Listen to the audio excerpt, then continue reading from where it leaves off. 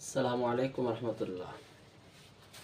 ভাইজান, আল্লাহ তাআলা আপনাকে 60 বছর 70 বছর হায়াত দেবে।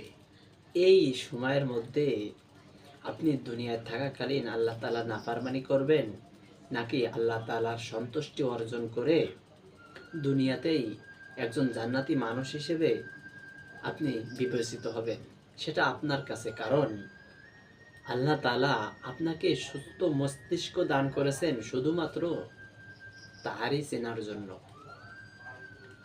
তাফাক্কারু ফি খালকিল্লাহি ওয়ালা তাতাফাক্কারু ফিল্লাহ। তোমরা আল্লাহ সৃষ্টি জীব নিয়ে গবেষণা করো, আর আল্লাহকে নিয়ে কখনোই গবেষণা করতে যাও না।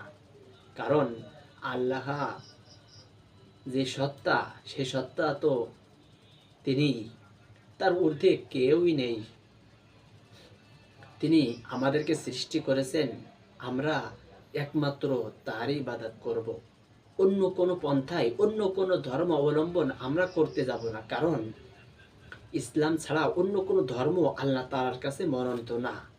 আল্লাহ তাআলার কাছে একমাত্র ইসলাম ধর্মই মনোনীত। ইন্না দীনা ইনদাল্লাহিল ইসলাম। আল্লাহ তাআলার কাছে একমাত্র ইসলাম ধর্মই মনোনীত। আর কোনো জাতি, কোনো ধর্ম আল্লাহ তাআলার কাছে রেহাই পাবে না, সকলেই জাহান্নামে চলে যাবে। সেদিন আপনি তো চান যে আমিও জান্নাতে যাই। এর জন্য আপনাকে করণীয় হলো দুনিয়াতেই আল্লাহ তাআলার পথে চলা, মুমিনকে কষ্ট না দিয়ে মুমিনকে ভালোবাসা।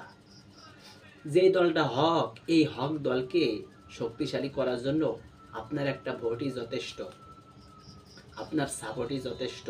তাই আসুন আমরা হক দলকে সামনে এগিয়ে নিয়ে যাই এবং ইসলাম কায়েম করার জন্য আমরা সকলে মেহনত করি।